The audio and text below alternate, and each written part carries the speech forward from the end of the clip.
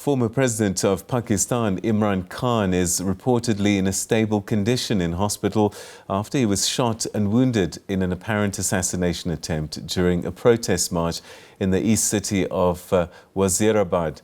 Khan had been leading a week-long protest march in Islamabad demanding snap elections.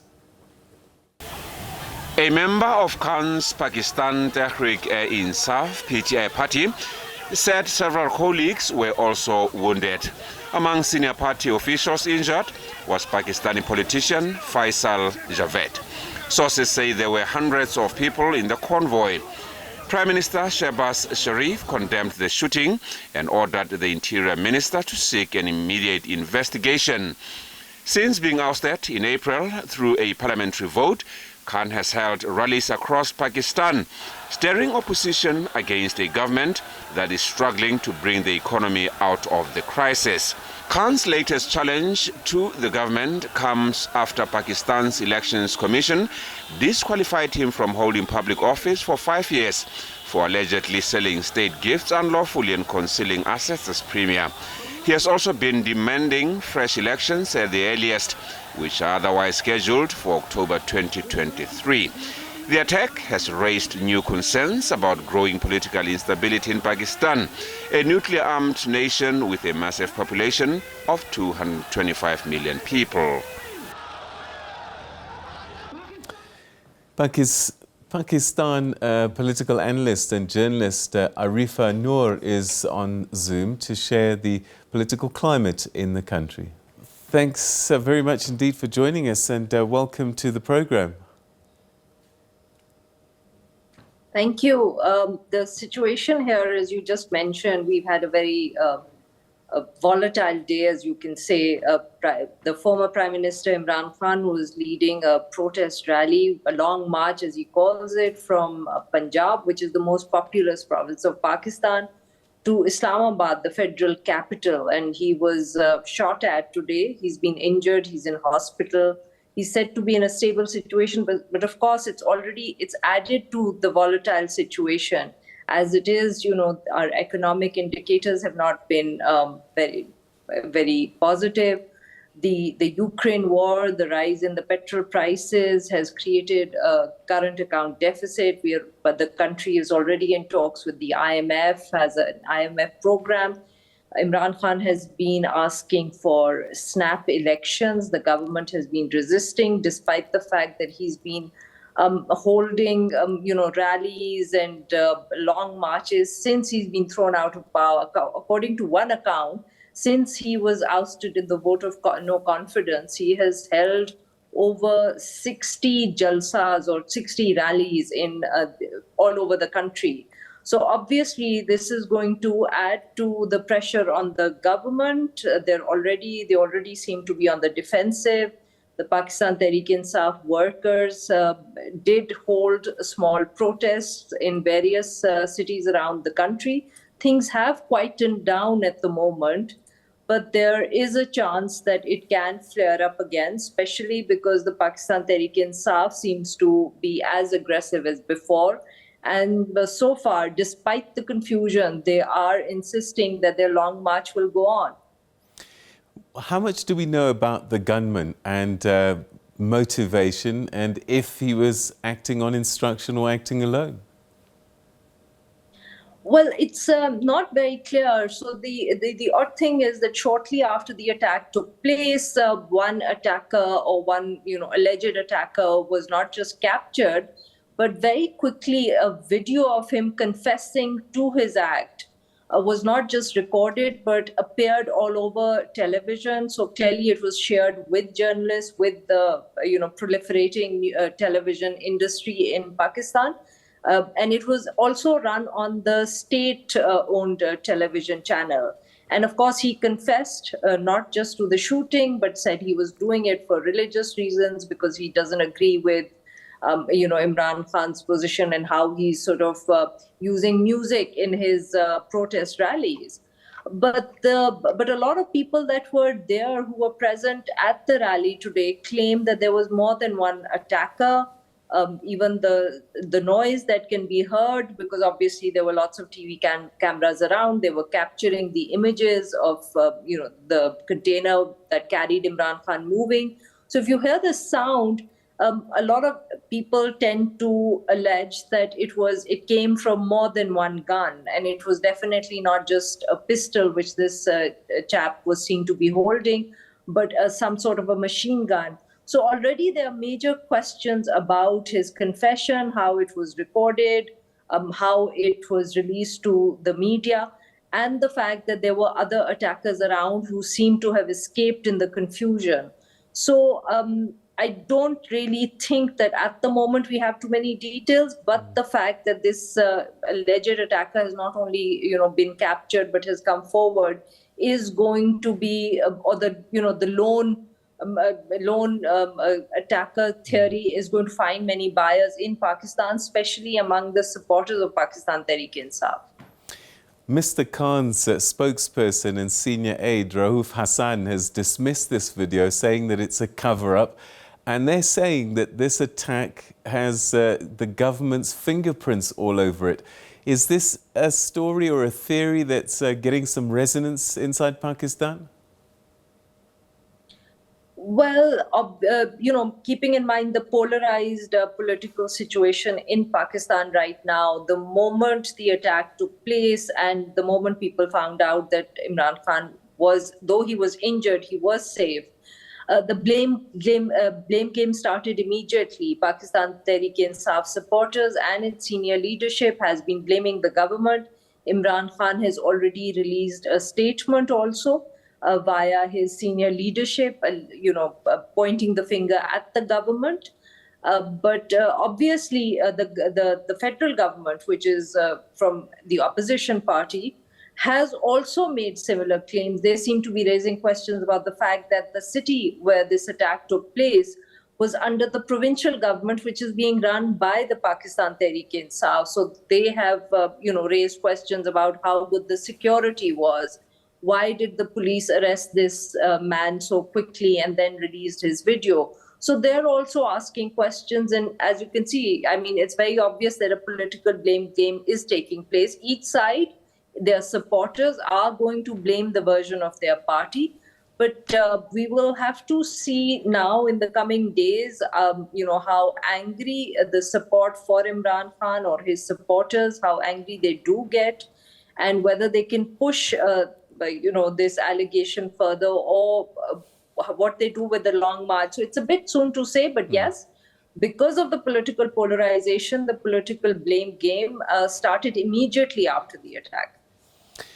You know, memories of Benazir Bhutto's assassination, many of us who are older will remember quite well. And one wonders then, are political assassinations something that Mr. Khan would have been worried about? I think so. I don't think it's just Mr. Khan. I think, as you mentioned, this is part of Pakistan's political history.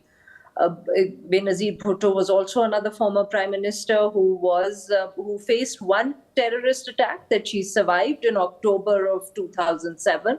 And then 2 months later in December, the second attack that took place at a rally of hers claimed her life. And, and before that, in the 50s, we've also lost another prime minister to another similar attack, in the sense that he was also shot dead at a political rally, and we never found out who was behind that attack either.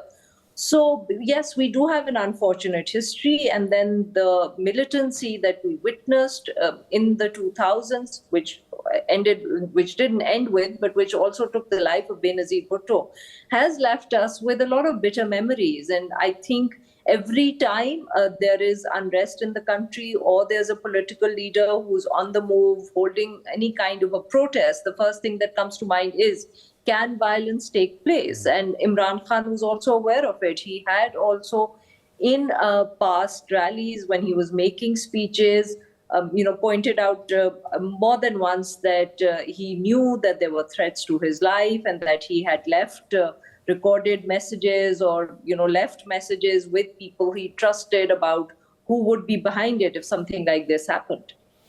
What's been the word from President Alvi and Prime Minister Sharif over this incident? They have both condemned it, and because obviously Pakistan is a parliamentary democracy, the executive or the powers of the executive rest with the Prime Minister. So his first statement was of condemnation, and he has also ordered an inquiry into the matter. But we will, and he was about to hold a press conference today, but because the attack on Imran Khan took place, that press conference was also cancelled. But we will have to see how this whole situation pans out, because eventually I think there has been a lot of concern over the instability, the political instability, which obviously is linked to the economic instability, because Imran Khan has been asking for snap elections. The Prime Minister and his government have been resisting it. So since this attack has taken place, even though the condemnation has come from the Prime Minister, he's made all the right noises. There are others in his government who are raising questions because, the political polarization is there, and the political blame game also plays out.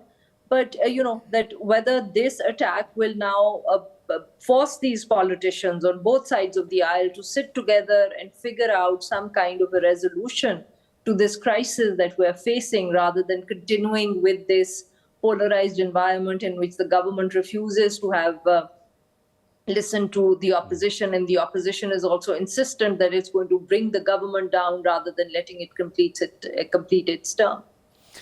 So what's happened since the ousting of Khan? It seems as if there have been unintended consequences for those that forced him out of office, that his popularity has actually grown, and that they're facing a bigger problem than whilst he was still in power. That's absolutely true. It's been a year of unexpected turns, we can say, in Pakistan, when, as I mentioned earlier, we've been dealing with or grappling with the economic problems, and even Mr. Khan's own term was sort of marred by inflation and mismanagement of the economy, or so it was alleged. So the general assumption was that he had lost popularity because of the difficult economic decisions that his government had to make.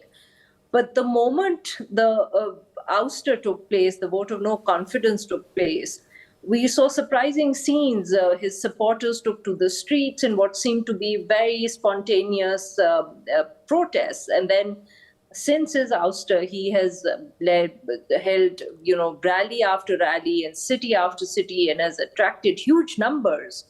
And not just that, every by-election that we have held, that has been held in Pakistan since then, his party has done extremely well.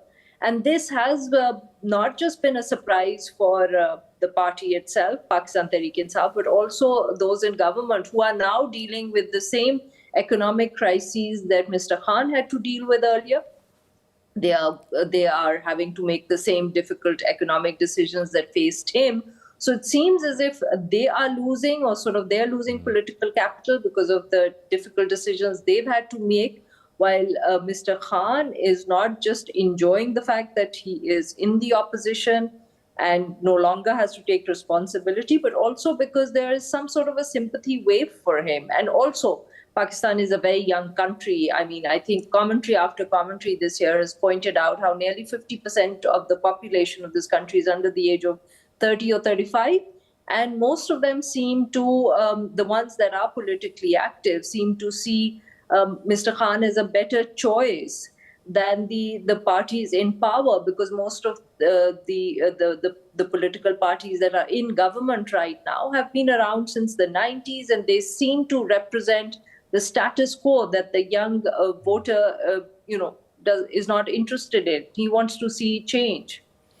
So the current government is talking about elections next year. Mr. Khan wants snap elections. You talk about these forces probably going to have to find a way to sit down and talk to each other. Where is the weight falling, on earlier elections, or might the current government able to keep the timetable that they have. But in between, I guess, political violence might be a consequence. Yes, I mean, this is Pakistan. Obviously, the political parties have a great role to play, but we've also historically seen, the Pakistani military play a very active or a very key role in Pakistani politics. But of course, over this year, the military has stated over and over again how they are not involved in politics anymore and how they want to take a back seat. But obviously, this is a claim that's perhaps not being accepted at face value by everybody.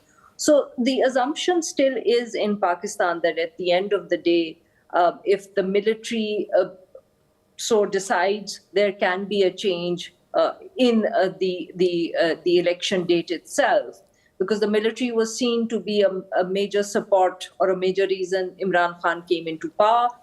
It was also seen to be a major reason Imran Khan lost power, that they felt, and that they withdrew that support, if one can say, and because of that, the government fell and the opposition parties were able to come into power.